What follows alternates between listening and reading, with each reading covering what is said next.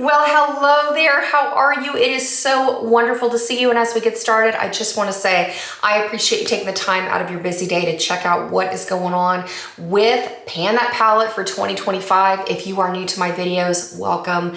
I am taking all of 2025 to go on and pan out my Sydney Grace with Mel Thompson Tiny Marvels palette.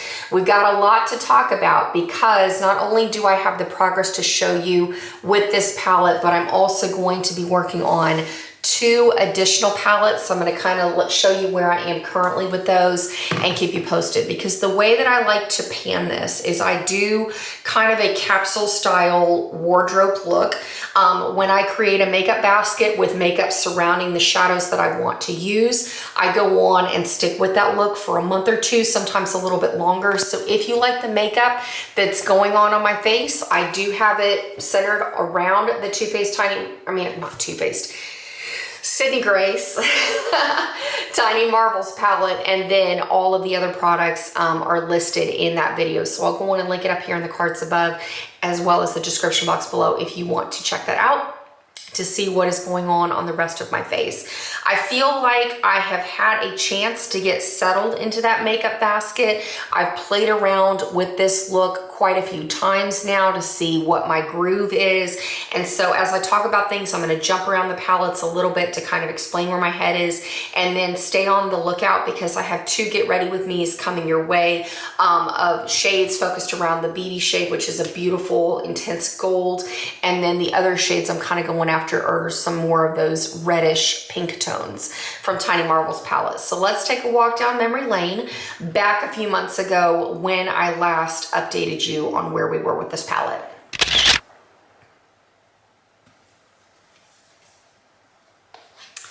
And this is what we've got going on currently. As you can see, I have finally started making some substantial progress. The newest pan that I've hit has been in this beautiful coral shade over here called Flutterby. And the way that I did that is I use this in multiple ways. I use it as a crease shadow. I've used it as a warming up shade. I've also gone through and used this as a blush. I am so happy that we are making very condensed progress in it.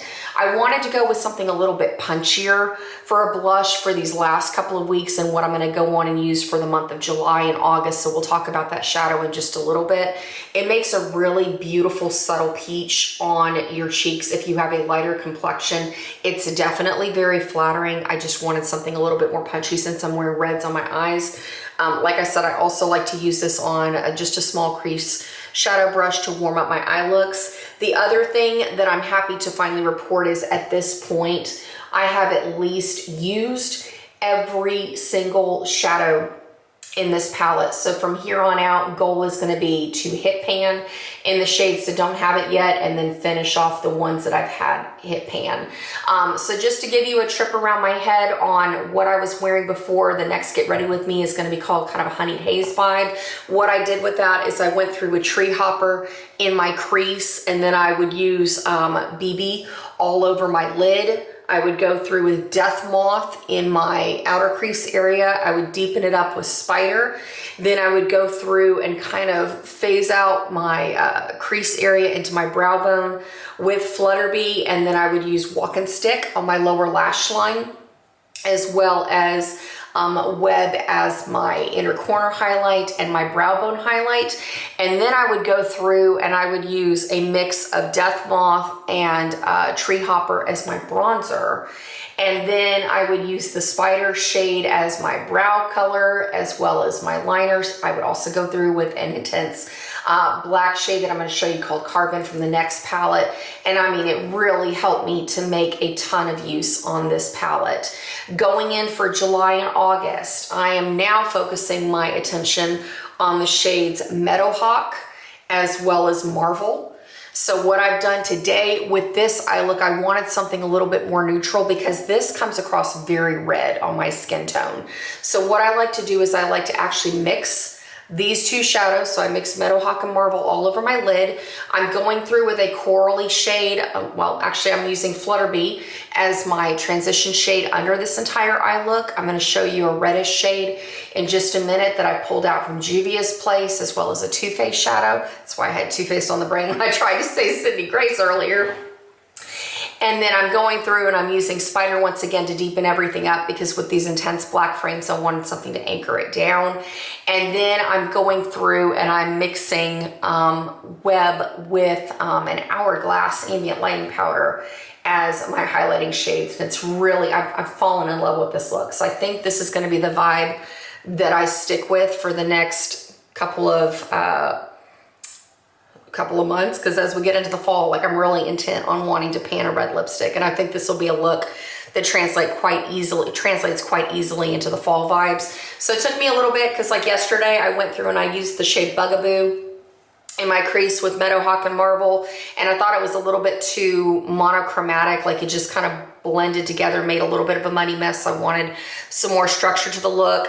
I've also tried it where I would go through and use Death Moth as my crease shadow, and then have Meadowhawk on the lid, and then I'd use Flutterby in my crease. And I was like, I like it, but I felt like it was too similar to what I'd done before. And so I think I finally found a look that I feel very comfortable with. But so far, I mean, can you see that progress? Like, you can even see the progress in Walk and Stick. Like, how cool is that? I'm using a domed crease brush, and I just use this on my lower lash line, but to see that is incredibly satisfying. So like I said, goal is going to be just to continue using these. Let's put it out there though, before the end of August, I would like to hit pan in Meadowhawk. I don't know if I could do that with Marvel. We'll see, but I definitely think I could hit pan in Meadowhawk. I definitely want to finish off a bigger portion going on here of Flutterby. I want to expand this pan. And then let's go on and say I'd like the goal of, like, I'd like to hit pan and Walk and Stick. We'll see if that happens, because the matte shadows actually take a very, very long time.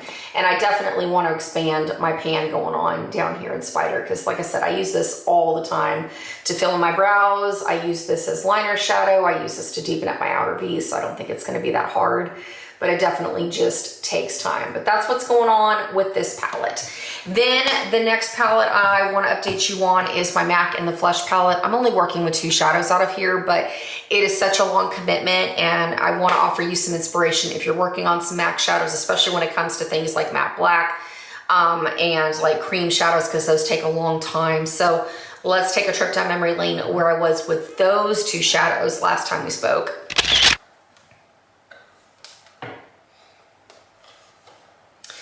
And then here is what is going on now. As you can see, the beautiful shade, I want to say this is Brulee up here, or something quite similar to it. I am finally down to the last little dregs of this shadow. I want to put the goal out there that I want to have this finished before we hit the end of August. So we'll see. What I'm using this for is a base for my highlighting shade. So I go through and dust a little bit of this in my inner corner and on my brow bone, and then I'm topping it with that Web shadow just to kind of downplay some of the intensity of Web, because otherwise it's a really, really big shimmery eye focus on my eye, and it kind of overshadows the hood of my lids and all that. And so I wanted to tone it down just a little bit.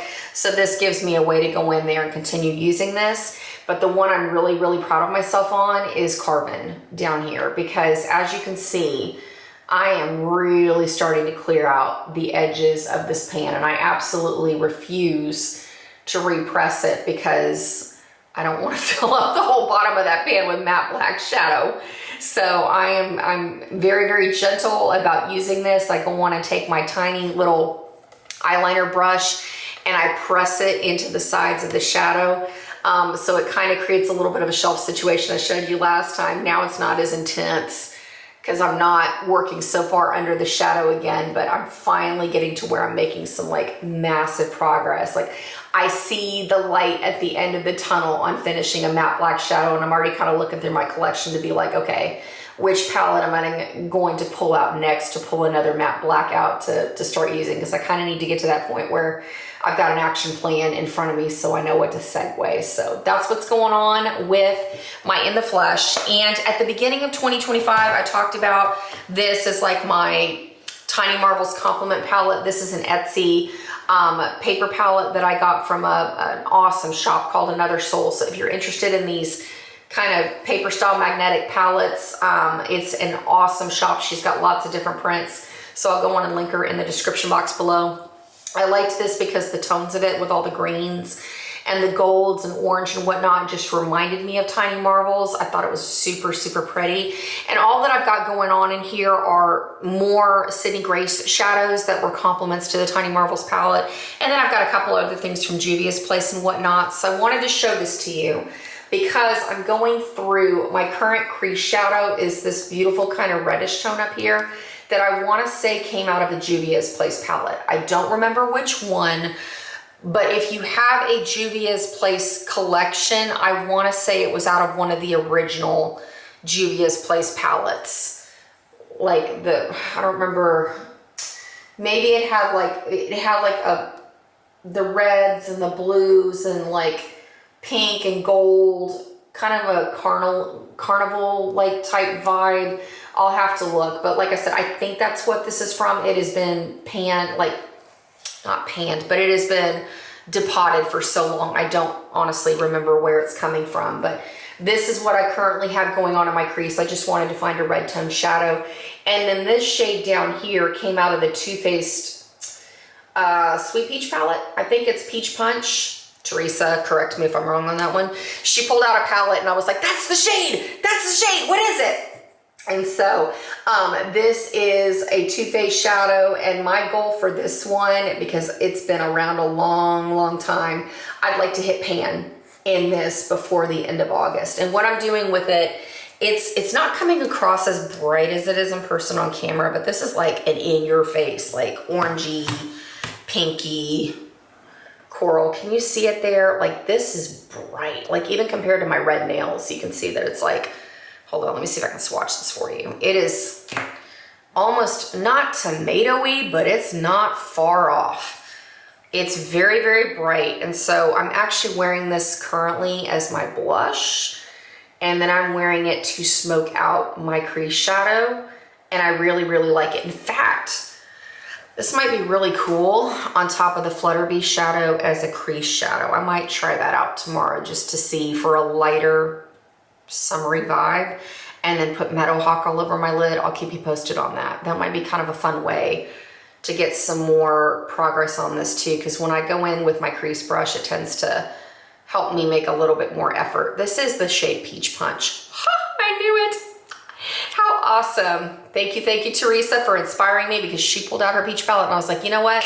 I've had that shade sitting around. I love it. I need to pull it out and use it, and I am loving it once again. So otherwise, that is about it. I'm going to keep you posted. Oh, the other thing I wanted to show you, like as far as my makeup bag, because I also included my Hourglass Ambient Lighting palette, and I believe this is a shade Volume 2. I've really had an itch to want to pan this, and so I am currently using this dim light shadow. This is what I set my under eyes with for powder wise. And then I'm going through to make progress on the bronzer, which is called Bronze Light. But something I thought about, I don't remember who made the comment, but somebody gave me the idea of mixing the Hourglass shadows in terms of bronzer. And I thought, why don't I do that as a highlight? So what I am currently choosing to do that I did on my face today, down the bridge of my nose, my cheekbones, my inner corner, brow bone and whatnot, is I mixed this middle shade called Radiant Light with the really light shade Web from the Tiny Marvels palette. And I really, really, really like it.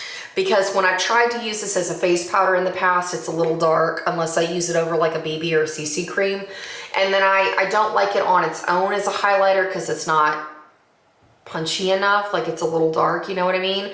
And so mixing it with the Web shadow, I'm actually really impressed with it. So I think I finally found a way that I'm gonna be able to make some progress, because if you've used it before, It definitely reminds me of MAC's Soft and Gentle.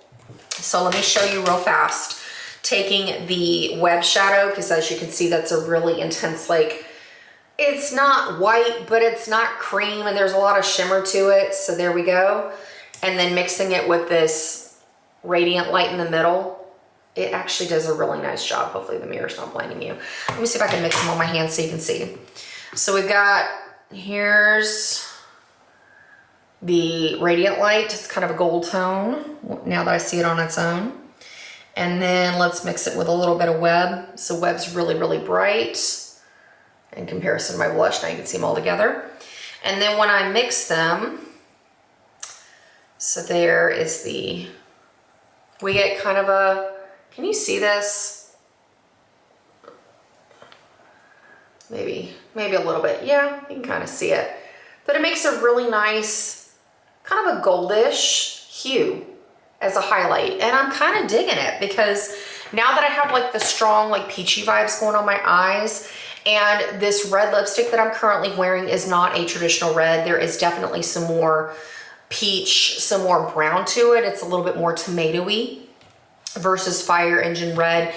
It actually kind of goes really nicely together. And like I said, I'm going through with that Too Faced shadow as my blush, and then I really feel like it's a nice cohesive look with all of the peachy corally tones kind of going on in my eyes to give me a very summery vibe, even though I'm definitely rocking a smoky eyes. So I hope that inspires you to go in and have a play with your makeup, because definitely in the last couple of days, I have been using my color switcher. In fact, if you don't have one of those right now, definitely go pick yourself up one from like Ulta or whatnot. This is just the Ulta Beauty color swatch, and I just leave this in the top of my makeup basket now, because one of the things that I've been doing is if I like the look or I'm feeling kind of about it, I'll just go on and do a color switch and mix a few things around until I get to the vibe that jams with me, and then that's the look that I capsule pan for as long as I want to wear it before I update the next makeup basket. So wanted to share that tip with you. The other thing I wanted to share with you, I talked about this in my makeup basket, that I pulled out this cream bronzer from e.l.f. That I've been using just because I didn't want to buy any more bronzers. I wanted to just use what I have, and this is in the shade Belle. This was a product that I did not like it, but it wasn't my favorite. Does that make sense? Until I was around Ulta about, I don't know, 4 or 5 days ago, and I picked up the Morphe, what is this called? The M243 Cream and Liquid Contour. Did you know Morphe's changed their brushes around? They have like new white packaging instead of doing the old black brushes like they used to. So I was intrigued when I saw that kiosk, and I thought, let me try the contouring brush. I love these two items together. This has been game changing in helping me learn how to love this product again. So again, I wanted to share that tip with you because it's silly little things like that. Like just changing up tools that can turn a product that you're on the fence about or you have zero interest in into something that you can use, enjoy, and get your money out of it versus just decluttering it, or maybe even turn something that you didn't like before into a product that you love. That's one of the joys of painting things, is you really get to know yourself and learn your makeup products. You know what kind of things work for you, what doesn't. And literally all I needed to do was just change up the way that I was applying this, because before I was using my little foundation brush, which I love, but it's not the best product to use to apply this to my face. It was a little too big of a brush stroke on there, and I wasn't getting quite the contouring that I wanted, and just changing up the tool where I had like a thinner brush, who knew, would make all the difference in the world. So like I said, I hope that you walk away from this video feeling inspired. I hope that you are enjoying your eyeshadow collections, whether you're doing pan those eyeshadows or pan that palette, or just enjoying your makeup. I hope that you have a blast. And if you have not yet jumped into Pan That Palette Challenge. Come on and join us. There are so many of us that are panning so many cool things out of our collection. We're sharing great ideas, great information that you can get inspired. You can wear trendy makeup that's going on right now and enjoy the products that you've already spent your hard-earned money on.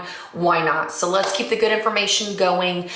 Jump into this challenge. If you have just started to pan that palette, go on and message me below, because I am trying to catch up on everybody's videos and I'm constantly wanting to see updates, because it keeps me just as motivated as I hope that I bring it to you as well. So be on the lookout. I'm going to be posting those two Get Ready With Me's focused on the BB shade that is going on up here. So if you want a really intense summery gold look, I'm calling that look Honeyed Haze. I haven't quite come up with my vibe for the red look yet, but I'll do something, probably heat.